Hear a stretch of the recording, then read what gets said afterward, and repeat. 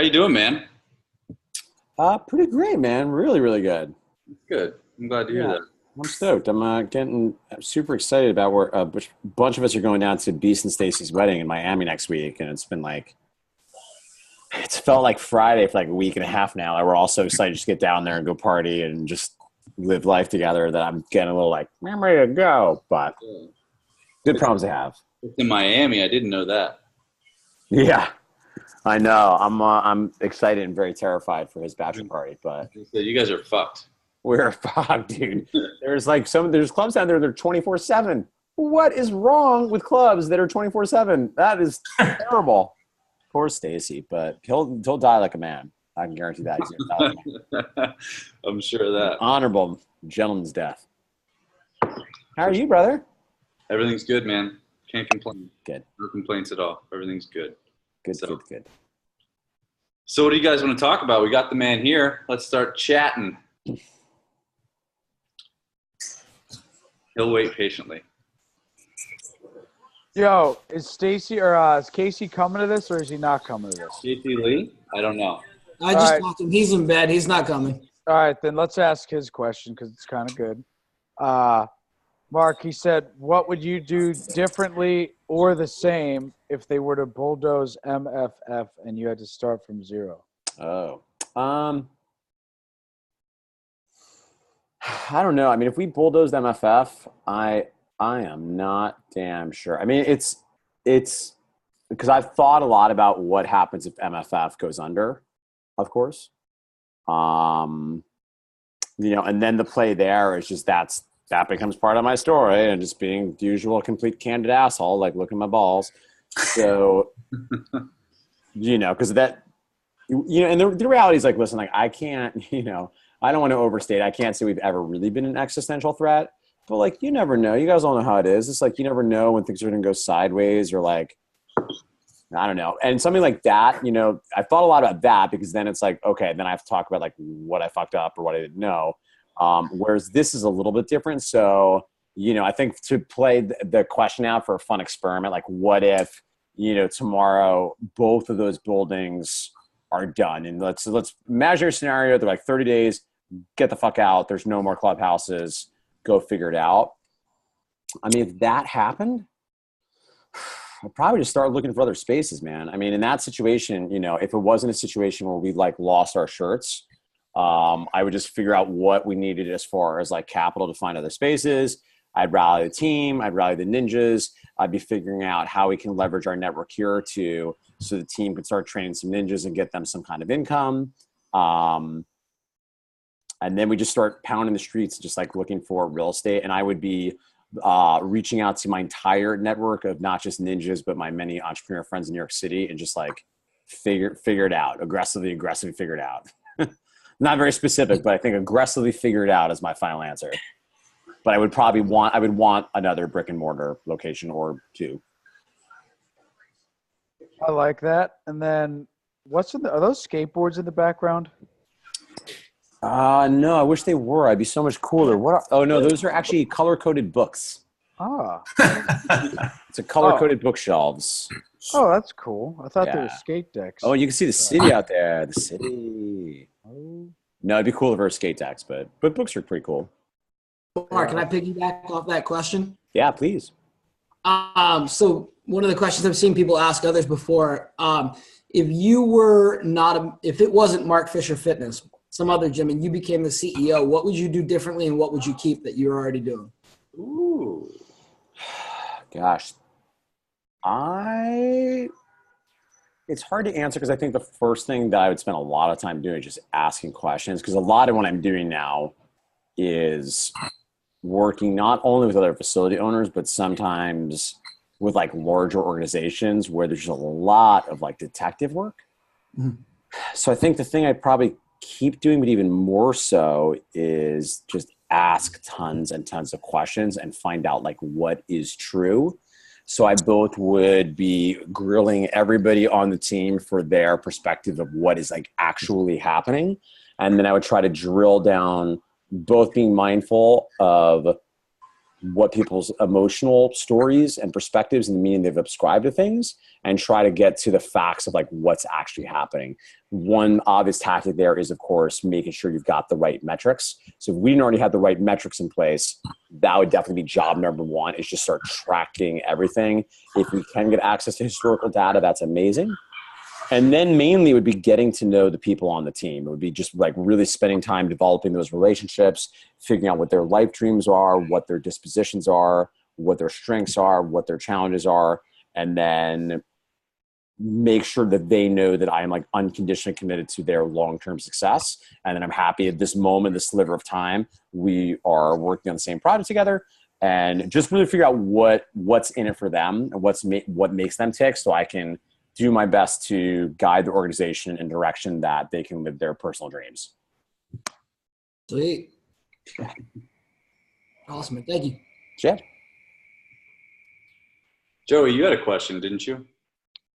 I did. So Mark, my question was about, based on, just because you're so good at creating such a great environment that when you walk in and just to match the people, but I was sort of looking at some certain things you look at as far as personality types and then how you match your environment. And that can be anything from the music that is played to the attire, to just the sort of attitude you give off, and sort of some things that you look at within each client that comes in, because we have so many different personalities that we work with on a day-to-day basis.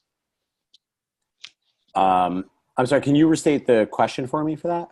So the question within that is, as far as the different personality types that come through, how do you adjust your environment for those types and the different traits that you tend to see?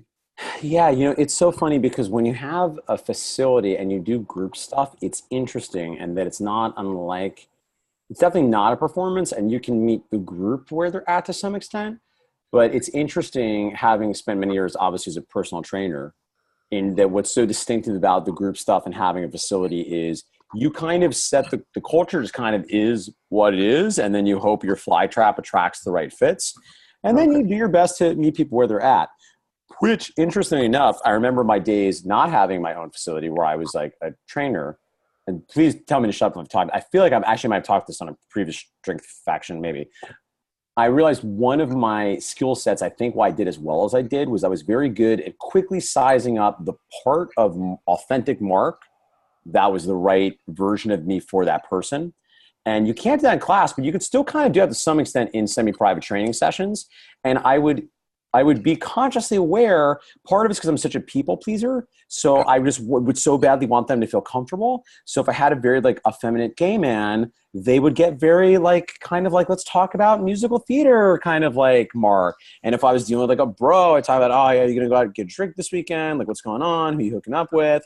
If I had like a very intelligent finance person, they would get more professorial Mark. And I would use like slightly more complex grammatical syntax and say things like syntax. So, and then what's interesting is over a month or two, they would sort of get back to like normal Mark, which encompasses all of those various personalities. But I think even in semi-private training, you really can. It's one of the art of it, frankly, is being able to toggle between, because Mrs. Rossini is going to need one thing, Bob is about to pull a deadlift, it's going to be a different energy, and I love that. I love that toggling between. But it's interesting because when people come into MFF, I mean, certainly, we're open to people's thoughts. If people recommend particular music they want to hear, but the good news is, at a place like Mark Fisher Fitness, no one agrees on anything. No, there's passionate disagreement about everything among the team, among the ninjas. I don't think you could find 1,200 more different people than the people that work at Mark Fisher Fitness. There's definitely some similarities of values, but wow, boy, does everyone have very different opinions about all the things. I think music is the ultimate example of that, in our first 2 years, we got constant complaints about the music, and I haven't heard a negative thing about it in literally 3 years. Not a single negative comment about music, because what happened is the community got so robust and so diverse, and the trainers, their styles got so robust and so diverse, that the whole place is just like Looney Tunes now. And if you take with a certain trainer, there will be different probabilities for you to hear Megadeth or musical theater or jazz standards or 50s doo-wop, but you just don't know what you're going to get. It's going to be what that trainer gives. So yeah, I'm not sure if that answers your question, but I guess like we don't do anything.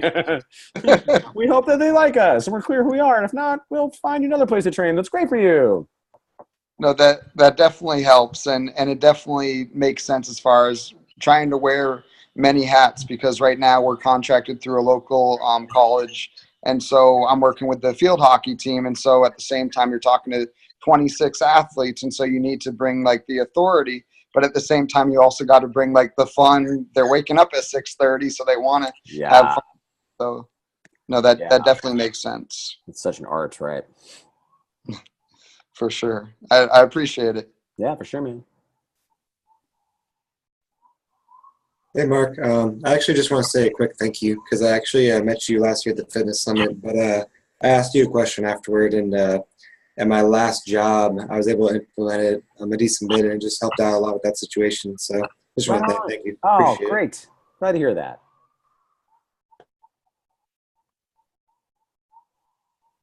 I got a question for you, Mark. Yes. Hi. Hi. So you kind of started the ball rolling of something that's a lot of other people have picked up, where you decided to go after the people who wouldn't go to a gym. Yes. And so I'm curious, like, what your why is for that? Like, what made you decide I'm going to go? Was it like, because you don't strike me as someone who's like, I'm going to get that untapped market, right? Like it was. No, yeah. No, it's not like I've discovered a blue ocean strategy, execute strategy. Yeah, no, it definitely wasn't like a business decision. I mean, it wound up being one, but my kind of rule of thumb when I think about business ideas, I always think first, like, does this seem fun? Do I want to do this? And then I make sure I can make money doing it. Right. And like, but for me, it always starts with like, oh, this would be really fun. What if I really want to talk about time management. What if I offered a course on that, and then I'll sit down with a spreadsheet and I'll be like, well, if I charge X and then it's worth my time. Great, I'll do it. And at that point, frankly, when MFF started, I didn't even have that level of sophistication. I knew that there were people that were interested in paying for what I did, and it was really just an expansion of what I was already doing, really as a personal trainer. And for me, I think that impetus was just that it was my friends.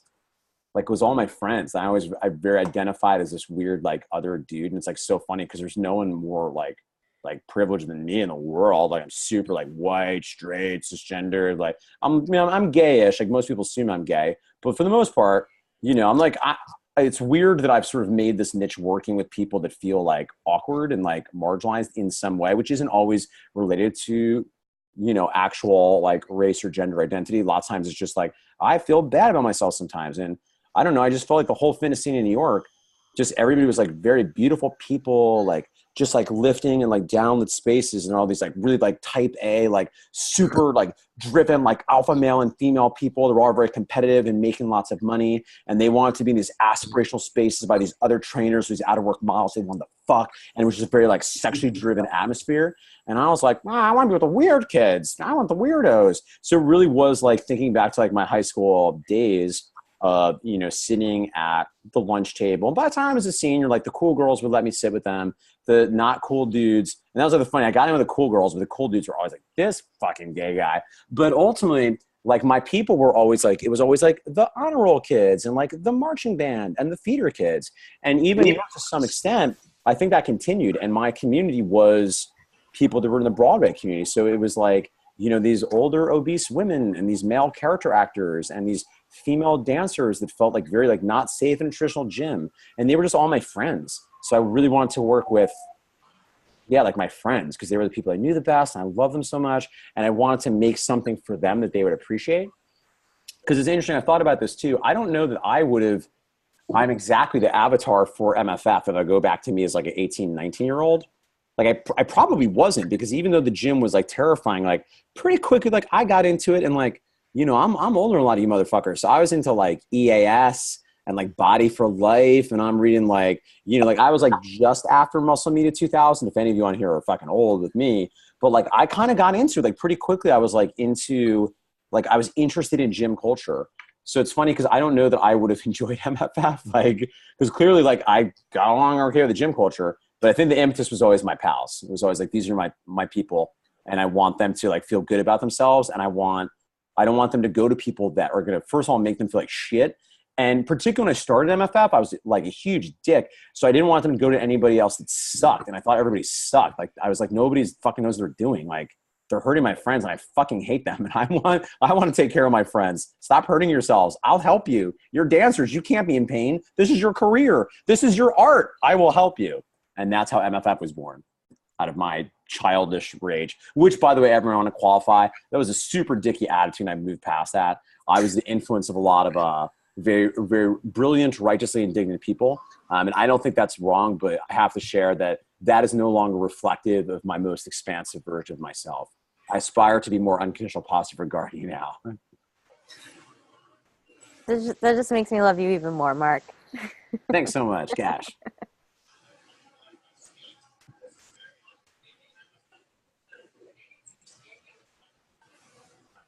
We're gonna ride out the awkward silence. So we'll just. I'm going to break it. Hey, Mark, it's Kirk. Hello. What's up, brother? Good. Thanks for coming on tonight. I'm not sure if this is exactly a question, but I was kind of just interested in your opinion. Because obviously it seems like with, fitness industry, personal training, social media, and a presence on social media is almost standard or kind of required at this point. But at the same time, social media kind of has got a little bit of a negative connotation on kind of where it fits in society, affects society, things like that. And so I was wondering how you view the balance between those two, and how you can take advantage of the medium without maybe falling prey to the downsides of it. Yeah, it's a big question. And I do think a lot about, I don't know how many of you are like following very closely what's going on right now in Silicon Valley, but it's rightfully a time of a lot of introspection and gnashing of teeth. And basically, and again, as a student of history, it's just the robber baron. It's just the same thing happening. It's the same thing as like when the fucking oil monopolies happened. Like, it's the same type of thing. We're like, oh shit, these like 20 people have like a huge percentage. Like right now, do you know the top 8 richest Americans have as much wealth as the bottom 50% of the entire nation? The top 8 richest Americans have as much wealth as the bottom 50% of America together, combined. This isn't not like even a comment on like wealth per se, but what's happened with tech is, they created these kind of monsters. And I don't know if there was an amazing article in Wired, a cover story about what's going on Facebook right now. And honestly, it's weird to say, but I have empathy for them. Like, I have compassion. Like, I don't know what the fuck they're going to do, because I think they're starting to realize they're accidentally screwing up society, but they don't know what to do. Like, they made this animal, and like, what are you going to do? Just stop Facebook? So then they're, and they're clearly internally, it seems that they're all over, and there seems to be like not even agreement in Facebook on how they address this. But, the good news is I think the society at large is starting to be a little more introspective and be like, whoa, this is not actually an unqualified good. This is happening. To the specific question as far as how we as fitness professionals negotiate that, I mean, ideally the good news is hopefully the things we're putting out there, social media is not inherently destructive. And I think that if you're putting out like, good information that's helping people be more effective, and certainly the other thing that I would note is, you'll know, like I am like a social media fail. I don't really care. It doesn't really drive my business. Mark Fisher Fitness is social media. So like, I'm very involved in a team of now 3 people that I oversee the content calendar. So like, in that sense, I'm aware of it for my business, but I have to say I'm almost unqualified to answer, because personally, I'm like, I don't even care. And I tried like in the new year, I was like, I'll post every day. And that lasted for a week. And then I was like, I don't care. And that's like bad advice, because the other thing is too, being brutally candid as I am, some of you right now have to care. You have to care a lot.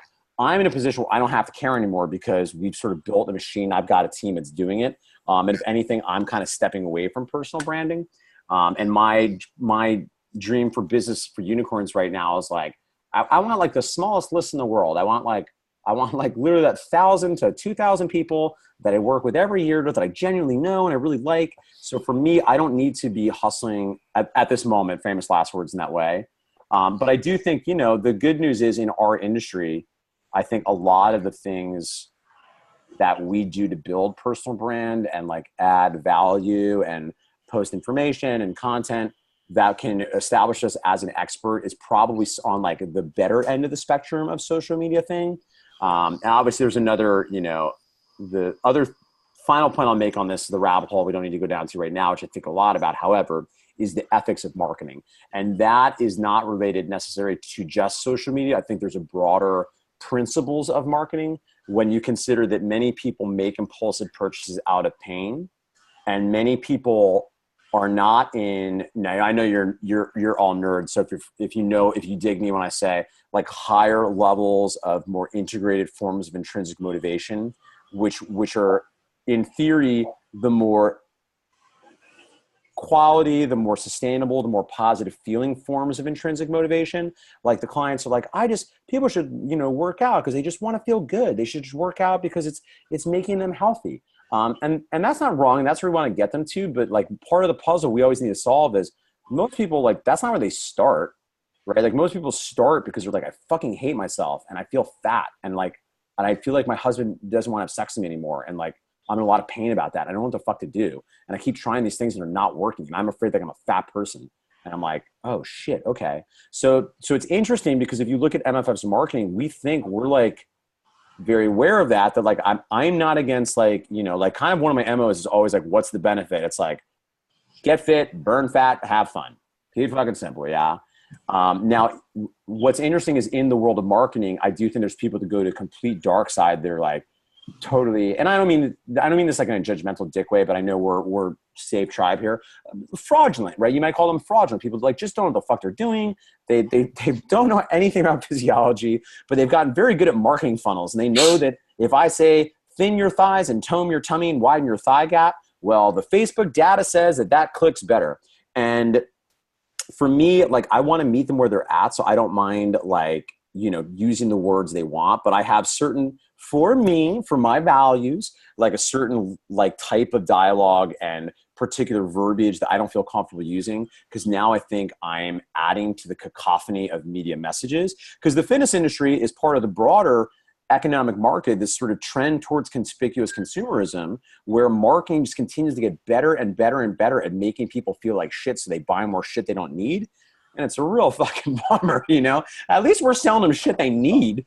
Thank God we got that going for us. That like no disrespect, someone's just fucking, I don't know, selling bigger TVs or some shit. Again, I like TVs, so no hate.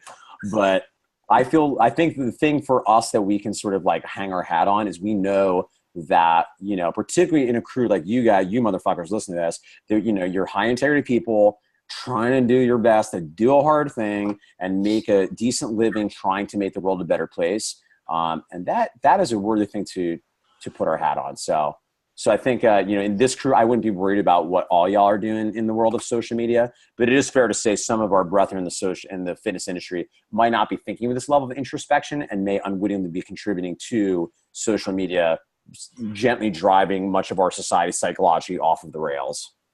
Well, we got each other. Cool. Yeah. What's going on, Mark? Hello. Hello.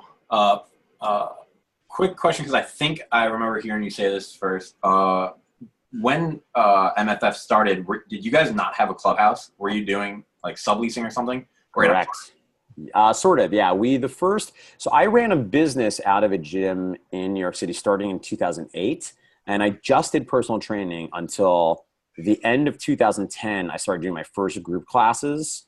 Then in 2011, I both maintained my training business at this gym that got smaller and smaller and smaller until I brought on people to handle some of it. And then I taught the Snatch in 6 Weeks group program that I rented at a dance studio. And then over the year, that got a bigger and bigger portion of where I was spending my time. And then we got a clubhouse. Okay, rad. So to go from there, obviously we've talked about this and you touched on it already a little bit, but company culture is a huge thing. And especially with you guys, I think we can all agree you have something really cool down, from the music to the lighting to the walls, everything, right? So going from there, how was it building company culture in spaces that weren't necessarily yours or a clubhouse? And how did you maintain that culture for your clients? Yeah, certainly it was different. It was definitely a lot harder without our own dedicated space. That definitely took things completely to a different level. But it's interesting because also it was like mostly me at that point, right? So part of the company culture was like Mark being Mark, because even into 2000, the end of 2011, there's four of us really that were like kind of co-founders, like our first two trainers, Brian and Kyle, and then my business partner, Michael. Michael didn't even move to New York City till October of that year. Brian started doing some classes in October of that year. And Beast was the first person who really came on. Even that was only in the summer. And everyone else had full-time jobs until quarter two of 2012. So not a lot of people, I don't think everybody knows this, nor do they need to. It's not particularly interesting. But Michael had a full-time job until I think March of 2012. So he moved to New York City in October. We got him another job because we know what the fuck was going to happen. We were like, this family's got to have some income coming in. So he was development director for a dance company. Basically is jumped, finally quit Crunch, and he jumped off the cliffside with me. And then BPM was still bartending and was a professor of dance at the university. So Kyle and I were the only ones that were really dependent entirely exclusively on MFF for our income. And by that point, we had all been working together long enough, and we were such good friends that it's hard to reverse engineer because we were also just hanging out every second because we were all best friends, and all we just wanted to do was like, get fucked up together and go out and party and have shenanigans. And I'll say this, it's funny because when people join the MFF team, I'd be happy to actually share this with you guys if you want to see it at some point. As early as like September of 2011, we started really thinking consciously about what our culture was. So, for instance, a lot of people know the first meeting when Keto and I got together, we did a full day brainstorm business plan. Before we even touched the money, we were only thinking about, all right, what is the vision of Mark Fisher Fitness, and what are our values, and what is our, like, we didn't use those words, but like, what is our brand identity, right? So before we did anything, we were thinking about all that stuff. So I do think it's possible to have a culture without a space, but then certainly once the space happened, we already were so clear on who we are and what we stood for and what mattered to us that it was more an obvious, easy way to reflect what mattered to us. Instead of creating a space and kind of living up to it, if that makes any sense. Yeah, totally. But yeah, it's fun. If you guys like, I don't know if anybody is interested in this shit, but we send people the first MFF love letter that I wrote, I think in like September in like 2011, like probably drunk in Europe. It's like one of our first team members, and it's just this brain dump. It's just like a 3,000 word brain dump. I'm like, all right, motherfuckers, here's what this thing is, right? Like, here's why we're gonna curse. You should curse a lot. Studies show that people feel less inhibited if they curse at work. Fuck, fuck, fuck, fuck, fuck, fuck, fuck. There. Doesn't feel good? Sedge. Smegma. Great. Awesome. Curse a lot. If you want to. If not, don't. Read fucking books. Everybody here reads books. We're never going to be good enough at these jobs. We all have to hustle. Read fucking books. I don't expect y'all to read as many books as me, but you better be done reading your ass off. And literally, it's kind of hilarious because here we are. Now we'll be coming up on I guess the 7-year anniversary of that letter, and it's still like pretty close to what happened. So it's sort of a cultural artifact, right? Because that's the other thing too. For those of you who have facilities, you want to start facilities, that I think we've got more and more conscious is the importance of like artifacts, the importance of ritual, the importance of like creating myth in your culture, in your community. And, admittedly, we've got the kind of crew that's down to go on that adventure. We have type of people where are going to get down for that and aren't going to roll their eyes at that kind of shit. But the longer I've been in the game, the more I think conscious about how we create ritual. And a lot of that, I really have to attribute a lot of, Jesus of Unicorpia, Michael Liddick, who's on our team, because that was his expertise, was studying the relationship between ritual and shamanism and the theater tradition. That when he came in, he helped us reverse engineer, I think, what we were already doing pretty well, and has continued to help us get clear around how do we like make in a society that's starved for ritual, how do we create ritual together? And in fitness, to me, it's like so easy because we're doing this hard thing together. Even a workout has a certain like narrative arc and an opening and a closing, and it's I think can be done consciously. That was rad. Thank you.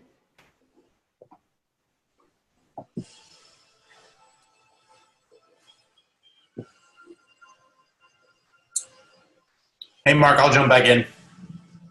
I think I remember you saying you're kind of big on kind of identifying a skill set that you feel you don't have and then trying to get it. What are you either working on or thinking about considering working on that you feel that you need to improve on? Yeah. It's interesting I think to clarify that is correct. It's not always a weak link per se, though. Sometimes it's something that like I think I'm good at and I want to just go ham on. So for instance, I did a real deep dive into like everything in regards to speaking. And I think from day one as an actor, I knew that was definitely a strength of mine, but I just wanted to really sharpen the saw and go deep on that technique. Currently, I'm actually quite seriously studying something else I think has always been a natural skill set, but I just want to take it to that next level, and that's writing. So I don't really give a shit about writing. I don't really care about writing at all, and I feel sometimes like lame because I feel like in the fitness industry, like everyone's like a writer, like everyone's like they really care about like writing, and everyone's like particularly like thoughtful bros or like I'm a thoughtful bro, but I'm a writer. I'm a writing thoughtful bro at the written word, and I'm always like I don't fucking care, man. I want to communicate. Like I don't give a shit. Like I fucking. I know John Reynolds is a good buddy of mine. Like, Hemingway, like, I don't fucking care. But here's the thing. What I'm passionate about is communication. So, for instance, in the past, like 2 to 3 months, I've finally been going through like Elements of Fucking Style is a great book and just really boning up. It's so dumb, but all my grammar, reading Bird by Bird. There's a lot. I've been taking some business writing courses on Coursera that have been excellent. And again, something I think I'm already pretty good at, but at the moment I'm like, all right, let me really focus. I do so much writing, not even just externally for like on Facebook or for sales copy, which is like a lot. What I write is content sales copy, but even internally for the team. How do I make this email? What is the clearest way I can communicate this to prioritize the right things, leave out the shit that doesn't matter? And I feel lucky too, because I think part of what's always served me about writing is I don't give a shit about it. So when I read books like Bird by Bird, I'm like, y'all are fucking tortured. Like, y'all are fucking suffering. You're like, I just sit there and I bleed and I would sit there with me and the pen. I don't know what to do. And I'm like, I don't give a fuck. I'll just fucking write some shit and it's like terrible. And then tomorrow I'll like polish the shit and then write it out. So I feel very lucky because I think that served me in writing. Cause like don't get it twisted. Everything I care deeply about, I consistently getting my own way consistently. But because I don't care about writing, I feel like I've always had a good knack for it. But I just wanted to like up level, which is like dumb shit. I was like, what the fuck is the difference between a semicolon and a colon? Like what the fuck? And there were definitely a few things I was like, oh man, I've been using IE wrong all these years. I've been using IE when I should have been using EG. And that shit, like for me, like I'm definitely am like when some people like get very intense about grammar stuff because of my personality dispositions. And again, it's not like I'm not a meticulous dick in many ways because I can be pretty detail oriented when I need to be. But I've always historically been like, you're just dead to me if you give a note about grammar. Like that means you don't have anything to say. Fuck you. And now I'm like, no, that's not very nice of you, Mark. That's not true. Because for some people it is a trigger, right? So I'm like, I might, like I should take responsibility for being more thoughtful about subtle things like that. That could, make me come across less thoughtful than I am. So that is my current obsession and studying. But cool. It has changed my writing because I do like think a lot now in a way that I just didn't really, because again, I knew it was like good enough where like I'll sit there with a document and really be like, how do I make this shorter? Is this the right way? Like, does every paragraph start with a different word, right? Am I varying the lengths of sentences? Am I making this readable? I'll tell you what, great resources for that. I got to say it's corny. And for me, marketing is one of the buckets I own, but I am a student of sales copy. And as you can tell, if you read my stuff, like I don't mind getting a little bit like annoying sales copy because I can get away with it because I'm a fucking cheeseball. So most of the shit I find like really like, I think that we're all sort of like I don't care if it converts better. Like, these like annoying long sales copy things I think are so like not great. But if you read the classic sales copy guys, like I recently read the Boron Letters by Gary Halbert, who's like one of the most famous copyers of all time. I'm currently reading the Robert Collier letter book. This motherfucker, we're talking like early 20th century, this motherfucker. But what's amazing about these are you see these guys, they write so well. They make it so easy to read. And more that's what I aspire to. Because certainly in our field, there's no shortage of very intelligent people that you just don't know what the fuck they're saying. And their sense oftentimes, so here, I hope I'm not coming across like critical dick today, because I mean this with love in my heart. It's not a judgment, but where sometimes the person is just like not interested in communicating really. It's like they're interested in sharing what they want and the words they have. And they probably don't get a lot of feedback about not being understandable, or worse, and no judgment, this was me, they get the feedback that no one knows who you're fucking talking about, and the person's like, yeah, it's because I'm smart. Yeah, it's 'cause I'm smart. It's like, no one knows the fuck you're talking about. Like, and some things that literally can't be reduced that much, but some things can be reduced, you know? And like, I have to say, like, I've had my own journey with that, because here's a funny story. I can remember being in my late 20s and I would go on dates with girls, and it'd be very frustrating for me because I read a lot of books and like I'm a nerd, and I was a younger fellow at this point, and I'd find I'd often have to translate. Like I couldn't just talk in the words I was thinking, because I think in these like bizarre syntaxes and these weird like big SAT shit words. And I'd find myself like both like feeling badly about myself, but like honestly feeling kind of like mad at them that like this is so annoying that I'm so much smarter than everybody, so I can't talk in English. Like, but I really was like annoyed about it. And then thank God, by the time MFF happened, I was like coming around to like, oh no, it's my job to make things. Oh, it's because like maybe I don't understand it well enough. So I've always been inspired by, because for me, the model I always look to is Greg Cook. You know, the FMS, like, you know, it's certainly not a perfect thing, and I know why some people aren't into it, but I still, first of all, maintain it's an amazing resource for trainers learning to look in movement. And number two, Gray to this day, I think is just such a fucking master in making shit simple. You know, the longer I've been in the game, you know, the more to the great cooks. Like I think Mike Boyle's great at that. You know, obviously Dan John somehow managed to be both like heady and keep it simple in a way that I really admire. So the older I get, the more I'm like, okay, I want to get to there. But it's like, I feel like that's like in the martial arts system where you start as a white belt, and then when you get back to like it, you get to be a white belt again. So like, I feel like I probably have a couple more decades of work, but like, what the fuck, I'm not going anywhere. But I feel like if I work really hard for like 2 to 3 decades, I might be able to get there. Like I'll have to put in my 2 to 3 decades and I'm down, but like, I feel like I have that potential. I'm not there yet, but I really want to live up to that. So. Cool.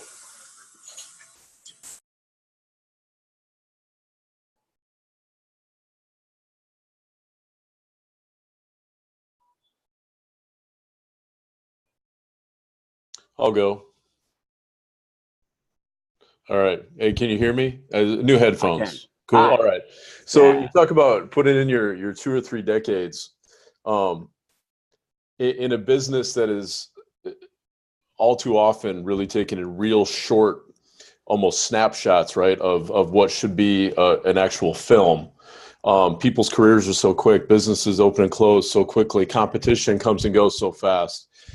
When you start talking about taking 2 or 3 decades to commit to perfecting something and being really fucking good at it, man, like really fucking owning it, how do you try to fit that long-term plan into such a short-term gain? Like where's your first step when you start to approach something like that? Great question. I think it's actually similar to what Kirk was talking about. So I think that part of that comes from sort of my goal setting process of like, you know, I don't plan out personally too much more than 5 years. Because I know that that's plans don't work, but planning always does. So I know that like that's going to move around, and every 3 months when I redo my goal setting, I will allow my focus to change, because every 3 months that's going to have a slightly different nuance, and over time that's going to change a lot. But essentially, what I tend to do is I do a 5-year plan, then I do a 1-year plan. Then if I do my full goal setting thing, then I write out 10 goals for the next year. Then I figure out what is the one goal, cross out the other fucking 9. Then I ask, what skill set do I have to be world fucking class at to achieve it? That one goal, it's going to have a massive impact on this next year towards the 5-year goal. And that becomes my education focus. And then I go fucking ham. And then I start buying books, and I'll hire coaches, and I'll take college courses. And for me, that system is always how I've taken the big picture shit into my day-to-day. But I'll tell you what, recently we've done an MFF, and we haven't done a good enough job of this yet because we just rolled it out, and it'll take like 2 to 3 years for it to really be in the team's brain the way now it's like in fucking my brain, was like taking the time to write out like a Mark Fisher Fitness 2030 vision. You know, Mark Fisher Fitness, like at 2030, what are we doing then?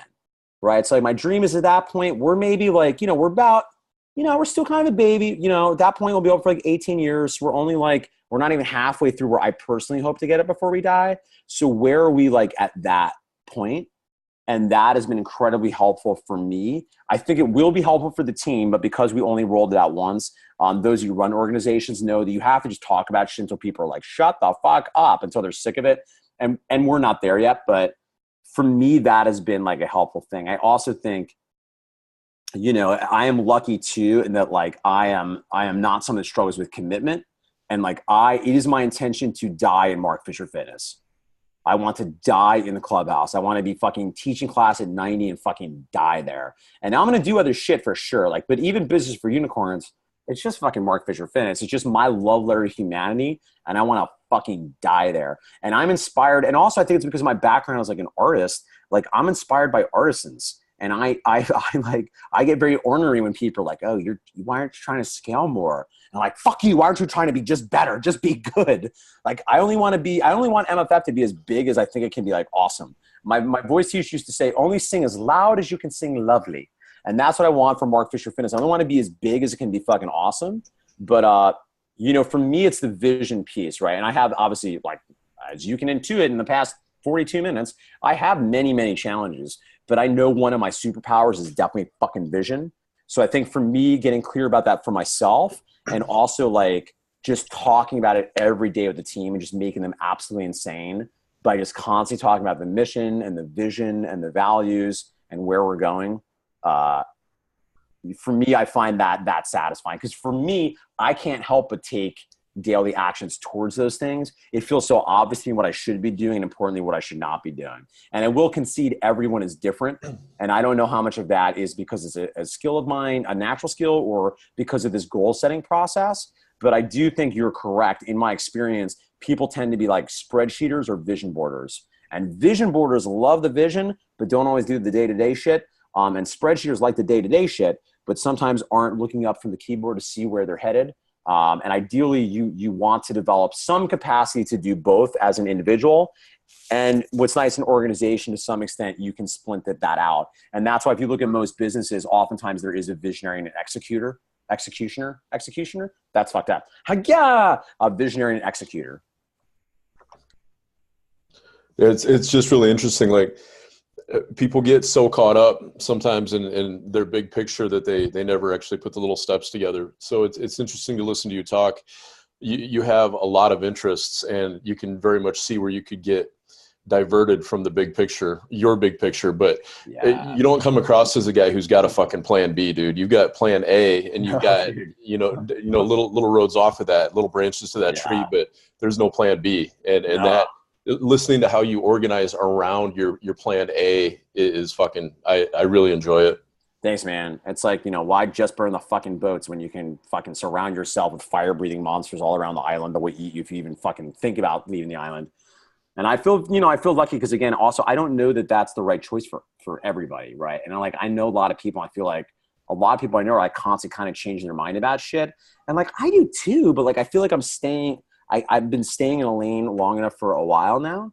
But I also think something that's been a real change for me in the past like year is I just think it's like cool to do less shit. And I'm not saying like I'm perfect at this, because I can still be like a learnaholic, an educationaholic.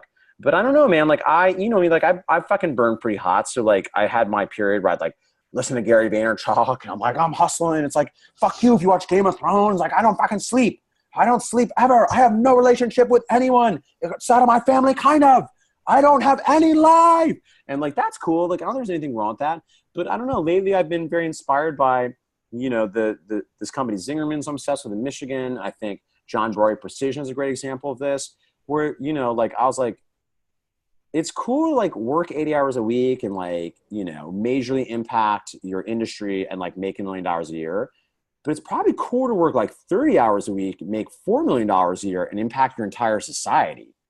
Like, I think that's the cooler way to do it. And if you're not trading dollars for hour, if you're really leveraging your impact effectively, I don't see why, like, it's not impossible, right? Because you look at people like you know, like the Elon Musks of the world. And it's like cliche, right? The Richard Bransons or whatever. Like, and I do believe it's cliche personal development, but I think they just do less shit than everybody else.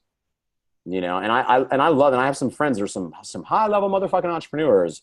I love them so much. I'm just like, I wish you'd stop doing, I wish you'd do that shit. And it's hard because they're so talented, you know, and maybe I feel lucky because like I have like enough humility that I look at a lot, I get a lot of opportunities thrown my way that I'm like, I'm not good enough to do that. Or I don't know, just not fucking my heart. I'm clear about what I want. I have many challenges, but I know what I fucking want. That's for sure. Cool. Thank you. For sure.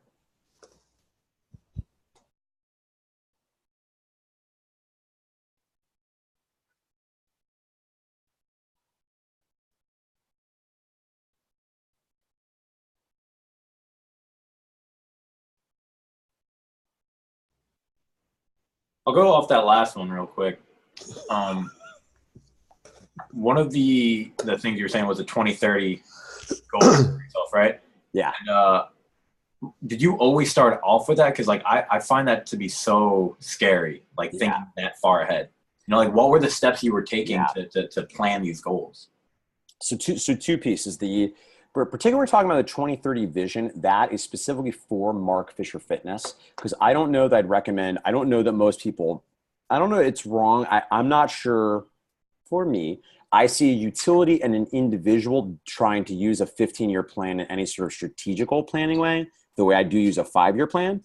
So the 2030 vision is really more for Mark Fisher Fitness because the organization, I think, it seems, has to have like a bigger vision than just what's coming up in 5 years, in part because it helps you think about all the shit that you're not going to do, right? Strategy is just what you're not going to do. And for me, the whole reason to have visions is you figure out all the shit that you're just not going to do, all the things you're going to turn down, all the shit that you're not going to do.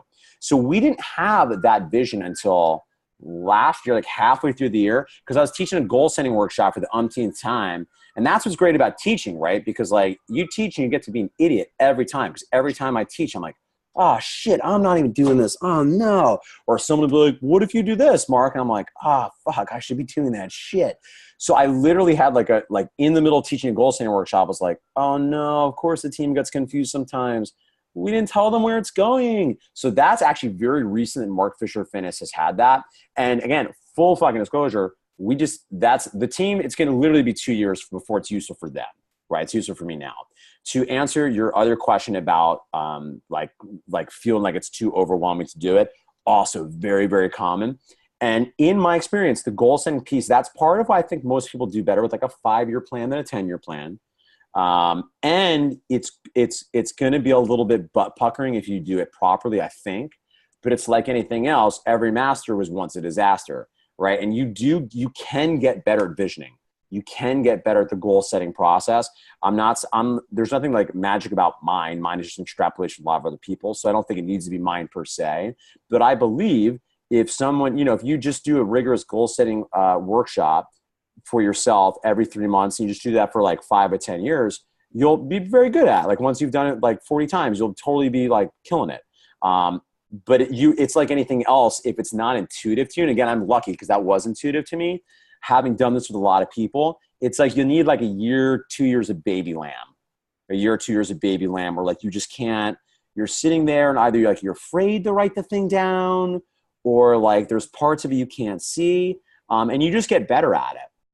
And I think I got lucky because as an actor, your primary tool is your imagination. So for those who don't know, I was a professional actor for many, many years. So for me, it's like relatively easy at this point to like see myself waking up on that day in 5 years. I'm in the condo in Nolita, right? I'm in this beautiful bed next to my wife, and I step out and I can see the amount of sun creaking, underneath the shades. Like I can see it. I can see it so clear. And the other thing too is like, that's probably not going to be exactly what happens. I'll say it again. Plans don't work, but planning always does, right? Because these things move around. But it's something I've also become taken with saying lately is just because you write down your 5-year plan is absolutely no fucking guarantee it's going to happen, because survivorship bias is a real thing, right? So having a plan doesn't mean it's going to happen, but not having a vision for your dreams means it is very unlikely that one will accidentally create their dream life. So there's no guarantee that if you do it, it'll happen. But I do guarantee if you don't do it, it's like almost for certain you're not gonna accidentally create the life of your dreams for most people. Thank you. Uh-huh.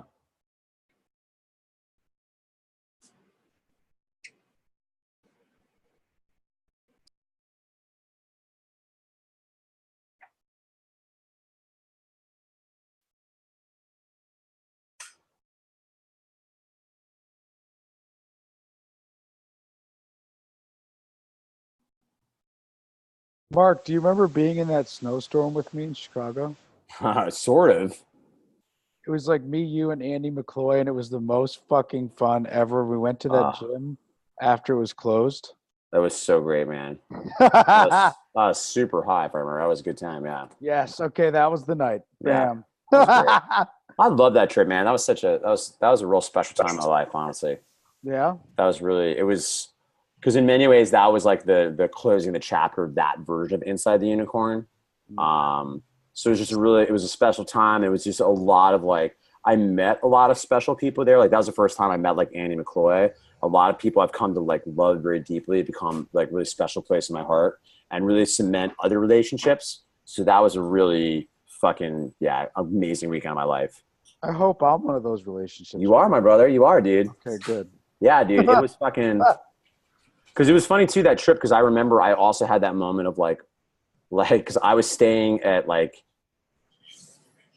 I think oh my God, I found some like rando fucking place to stay at. And it was like the holidays. It was like December 20th or some shit. And you remember it was like -5 degrees. Cold as And it was fuck. like that moment I'm like in this very sad hotel room.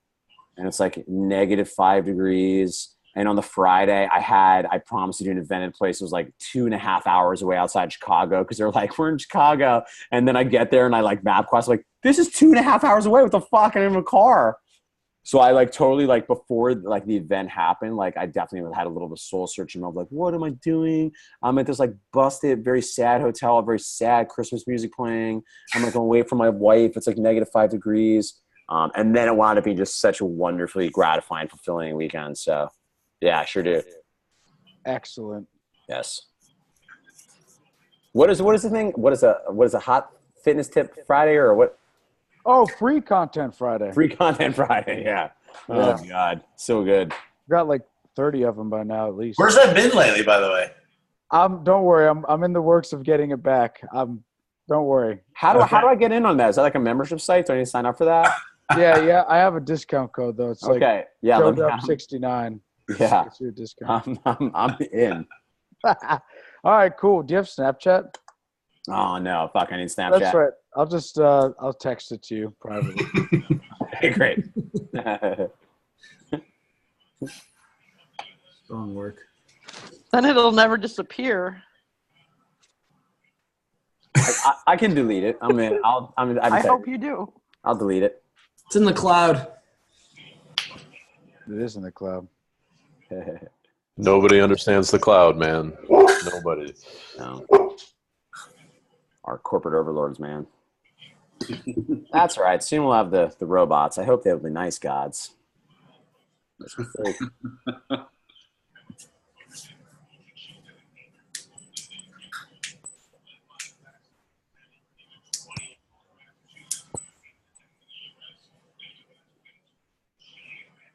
I'm going to break it, but I just want to comment on the awkward silences and how well we've ridden them out tonight. So I just think we all owned a round of applause on that. So yeah. We did a good job with the awkward silences. I've been actually fucking loving it 100%. I've also really been appreciating everyone's just like, we'll just be comfortable in silence together until someone has to say something. We'll just like look at each other.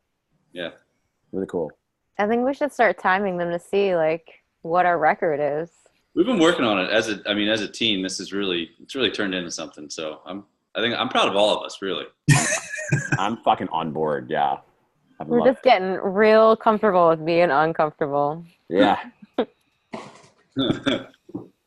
He doesn't know it, but I've been looking into Coop's eyes the entire time through every one of them, just staring deeply, getting lost in them. I appreciate Mark. that, Rob. Of course, man. Roomies for life. Yep. How's Raj Law doing? Looks like he's having fun there. How's Raj Law doing? I don't know. I don't know how anyone can be so amazing every second of every day. That motherfucker. Yeah, he's amazing. He's literally a genius. Like, he is a genius of a human. Yeah. And he just greets every day with so much like love and fun and kindness. And he's just a one-man community machine, because he's just constantly walking around making everyone feel like safe and cared for, and giving constant physical, verbal, and visual cues of belonging to everyone around him. Is just constant, like, you belong, you're safe, I like you, you belong. And like, we have some fucking adept social motherfuckers in Mark Fisher Fitness, but that asshole, I ain't never seen fucking nothing like that. I mean, he is next level. So he has not only been a gift to the, emotional talk about this, a gift to the ninjas, but what a gift to us on the team. What a gift to us on the team to have somebody around there like that.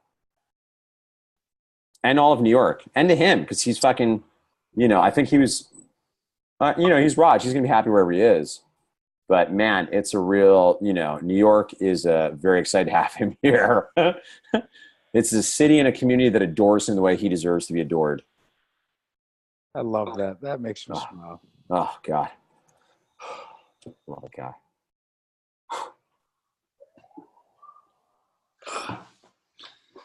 I know she's in charge of the schedule, Mark, and kind of does it to herself, but can we free Amanda Wheeler? Because she's never on the Q&As and we miss her. Oh, well, this is actually her.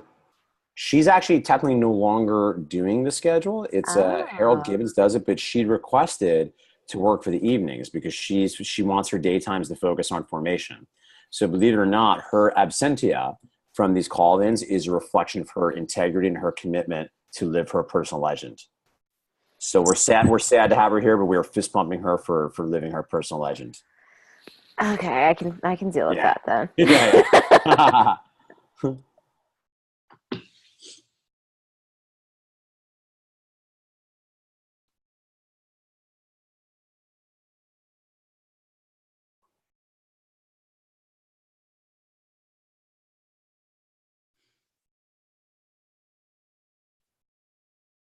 I'm going to ruin it because I had an idea and I had to share it with everyone. We should just like write it out and everyone just hangs up. Nobody says bye. Yeah. A unified Irish goodbye all at once. Exactly. Would be rad. Well, it is getting late. So are there any final things that anybody would like to ask Mark before we let him go off into the New York night?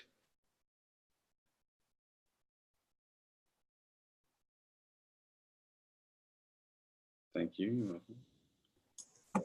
I know you mentioned the book. I think it was Robert Collier. I was curious, any other books lately that you've really enjoyed? What have I enjoyed? I finally audiobooked Team of Rivals, which is the book about Abraham Lincoln. And I knew it was going to be a great book. I didn't realize how good it was going to be or how actually actionable it was going to be about, like, oh, shit. You talk about somebody who just ate shit every day. He just every day got up and like, oh, here's more shit and I'm just going to fucking eat it while the entire literally world was falling apart. He was the classic sort of like level 5 leader that like his ego was just fucking, he just never cared about himself. He only fucking cared about his professional will. And what's so fucking amazing about it is, and it's so, and, I've heard the Gettysburg Address, but like, I don't think I understood fucking Lincoln was trying to save democracy. Like for him, the stakes were literally, if I don't achieve this impossible task and keep together this nation led entirely by narcissistic, egomaniac lunatics, democracy will be lost to this world forever. The great American experiment proves that a government of the people, for the people, by the people is legitimate and will vanish forever for this world. And this one motherfucker, this 6'5" motherfucker born in a log cabin, every day just ate shit. And the whole time, everyone in his cabin kept being like, I'm resigning. You weren't doing this thing. And he kept being like, oh, Jesus. Right. And even in the fucking North, he had the fucking copperheads were like, no war. Let's just be done with it. No war. Just let the other slaves. Let's be done with it. It's war. It's bad. And then the abolitionists that were complete fucking radicals like, no abolitionists. Fucking, they just refused to negotiate in any way. And it's such an amazing example. He just kept fucking, he was such a fucking psycho-spiritual ninja and just nudged from the center towards a new and better world. That book just fucking blew my mind, man, because that's, as Genghis Khan said, you can't be a leader unless you're willing to eat your pride every day, because your ego will just get in your way and try to fuck you. And you're just never as fucking cool as your ego thinks you are. And just what a shining example of someone that, like, we might argue literally saved the free world with his mastery of being. So highly recommend. 2 thumbs up. Cool. Thank you. My dog is playing. I'm sorry, that's loud. Can you repeat the name of that book real quick? Team of Rivals. All right, thank you. One other I actually have to share really quickly that I've been audiobooking and it's been blowing my mind is Surviving My Business, I think it's called, which is like it's the most painfully accurate like book I've ever read about what it means to like run a real business. And specifically, not to say that other businesses aren't real business, but to run a business that's like a brick and mortar thing where you've got like, 20 employees and you're not a tech startup, but you're also not like a solopreneur, and just the real life struggle that is inherent in that. And it's if for nothing else, the thing that I value in it is the most shockingly candid, real account I have ever read of it. Because everybody's just like full of shit using entrepreneurship. Not completely full of shit, but everybody's in sales. So everybody's sort of like, how's your business doing? It's great. It's great. Okay, sure it is. And sometimes it is, but sometimes it's fucking terrible. And I found that to be, now I want like anybody that is running a business should read it just because you'll be like, I'm not alone. And anybody that's considering running a business should read it first because it's some fucking real life slap in the face like a wet fish in the throat.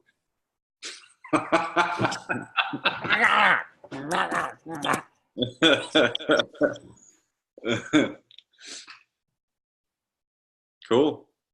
Well, we can probably call it an evening. All right, friends. Yeah, man. Thanks as always, brother. I appreciate you. Thank you so much. I appreciate you guys. It's a very safe space. You got full fucking weird fucking full mark, and I appreciate you giving me space where I could be just completely myself and talk candidly and not feel like I have to sort of qualify everything. And I feel seen. I feel like you know my heart, and trust me, like I love all you motherfuckers. And if there's anything I can, I always say it's douchey, but is there anything I can ever do to help you? Because like I don't know what the fuck I'm doing, but I know what I'm doing. It just might not be the right thing. So please feel free to reach out anytime. You guys, we're of the same mission.